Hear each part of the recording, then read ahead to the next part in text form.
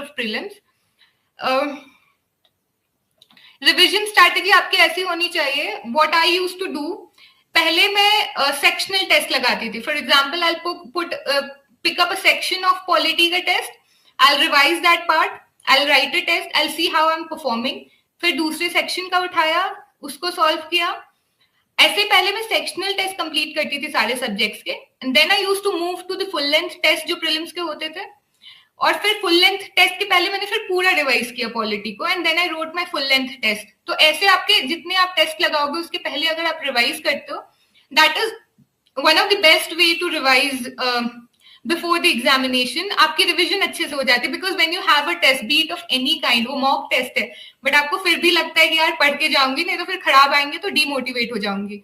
So you can schedule your test ऐसे so that your revision strategy is aligned accordingly, उसके साथ revise करना बहुत आसान हो जाता है। Changing nature of prelims, true, elimination strategy बहुत वर्क करती थी पहले, अब लोग बोलते हैं वो वर्क नहीं करती है। आई बी वेरी ऑनेस्ट, अभी भी बहुत वर्क करती है। Elimination still works in the examination, you just have to open your mind. आपको देखना है कि आप सारी नॉलेज को कैसे अप्लाई करके आप स्टिल एलिमिनेट कर सकते हो।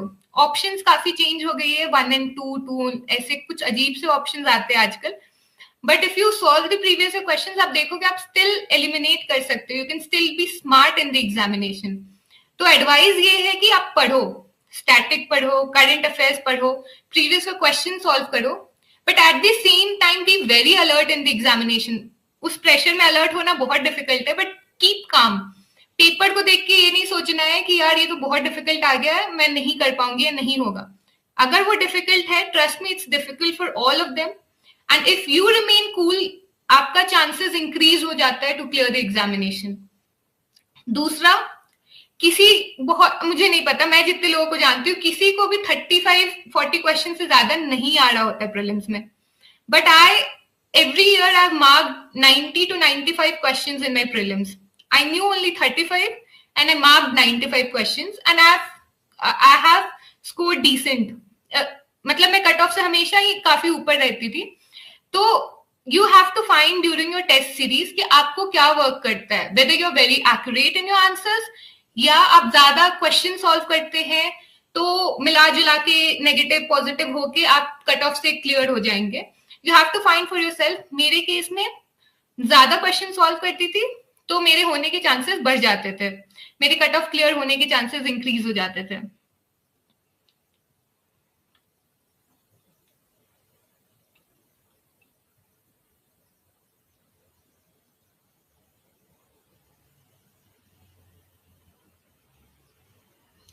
किसी ने पूछा मुझसे आइडियली कितने टेस्ट लगाने चाहिए। फर्स्ट अटेम्प्ट में मैंने बहुत टेस्ट लगाए थे because I had lots of time. Covid के कारण हमारा प्रीलिम्स का डेट जो था वो एक्सटेंड हो गया था। It came in October I guess, पहले मई या जून में था। सो इन दैट ईयर मैंने बहुत टेस्ट लगाए थे, 30 from Vision and 30 from Insights, around 60 test.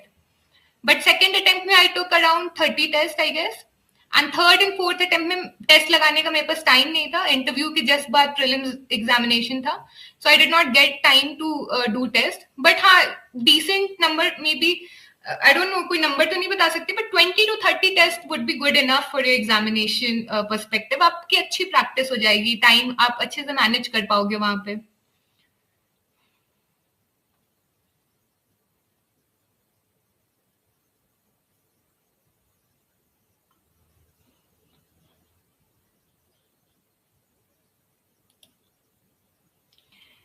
हाँ, somebody is asking, did you take coaching or mentorship? Coaching, classroom? No, I did not. In my fourth attempt, I did take Piyush sir का IAS hub में मैंने ऐसे और ethics का लिया था। Ethics में मेरा मार्क्स इंप्रूव भी हुआ उसके कारण। अपार्ट फ्रॉम दैट कोई क्लासरूम कोर्स नहीं लिया है, नहीं, कोई क्लासरूम कोर्स नहीं किया था। But I have taken test series, enough number of test series, be it Vision IAS, Forum IAS, Civils Daily की भी मैंने ली थी मेंटरशिप प्रोग्राम, मेंस के आंसर राइटिंग के लिए स्मैश मेंस प्रोग्राम, ये सब मैंने हमेशा ही ज्वाइन किया है। But classroom I have tried to protect myself from that, क्योंकि मुझे लगता था बहुत टाइम वेस्ट हो जाएगी वहां जाने आने में।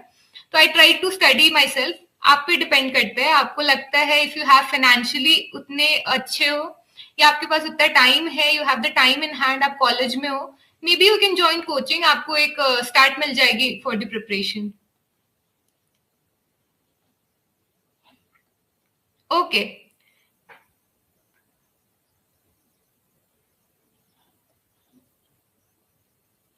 Now I move to mains. Mains का मैं एक एक करके आपको बताते जाऊंगी. फर्स्ट जो पेपर होता है मेंस में, दैट इज एसे का paper.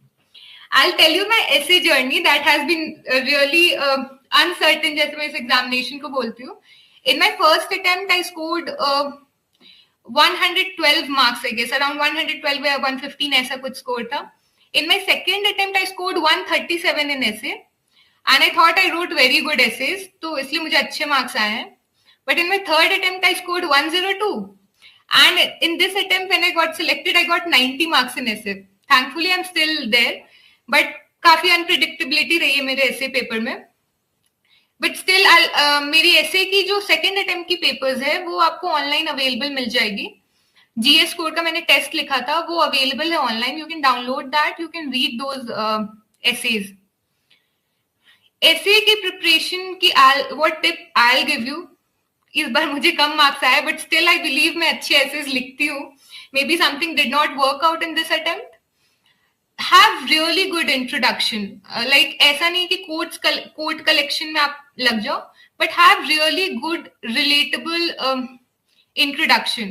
If you download my GS score का essay का papers online मिल जाएंगे, you will see मैं introduction लिखती थी अच्छा.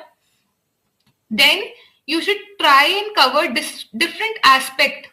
आप ऐसे सोच सकते हो कि GS की जो syllabus होती है, polity, history, इस types, international, तो आप उससे डिफरेंट पॉइंट्स पैराग्राफ जनरेट कर सकते हो. Keep the flow of your essay continuous. Flow maintain होनी चाहिए हमेशा, क्योंकि जब फ्लो ब्रेक होता है तो आपकी एसे रीडेबिलिटी उतनी अच्छी नहीं होती है. एसे के लिए आई बिलीव कि आप अच्छे टेस्ट लिखो, दैट हेल्प्स. जीएस स्कोर का टेस्ट सीरीज काफी अच्छा है. पीयूष सर का गाइडेंस भी काफी अच्छा है ऐसे के लिए, but did not help me much. But वो लाइव चेक करते हैं, तो may be that can help you guys अगर आप ज्वाइन करते हो तो. एसे पेपर के बाद आता है GS1, GS2. अगले दिन GS1 एंड GS2 का पेपर होता है, and then it's GS3, GS4. GS1 के लिए I tell you the syllabus is history, geography, society. History में मेरे सोर्सेज वही थे जो प्रीलिम्स के सोर्सेज थे. For ancient, medieval, art and culture, modern, I had the same source.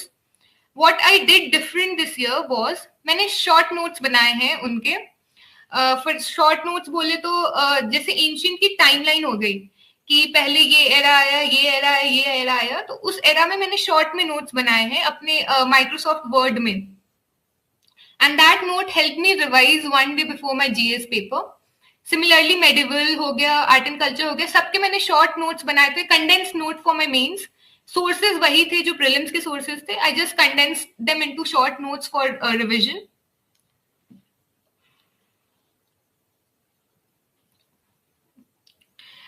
Geography के लिए I use the same 11th 12th का एनसीईआरटी.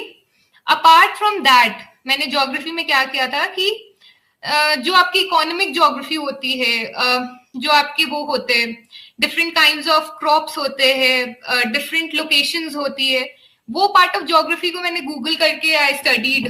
डिफरेंट नेचुरल रिसोर्सेज किधर है, डिफरेंट काइंड ऑफ रिसोर्सेज कहाँ है. Just let me open the syllabus of UPSC so that I can better guide you guys.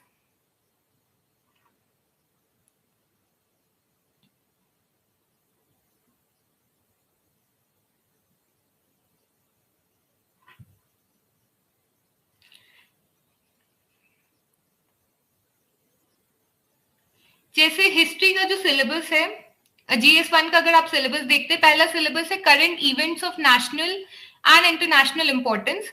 ये आपका हो गया वर्ल्ड हिस्ट्री.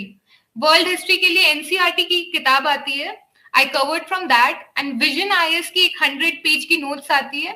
इन दोनों को मिलाकर मैंने अपने एक शॉर्ट नोट्स बनाए थे for world history. World history से ज्यादा सवाल आते नहीं है, किसी साल आते भी नहीं है, but I suggest if you have time आप प्रिपेयर कर लो so that you don't miss on one question, क्योंकि the exam is very competitive. You don't want to lose marks on things जो कि इजी हो पर आपने पढ़ाई नहीं करी हो.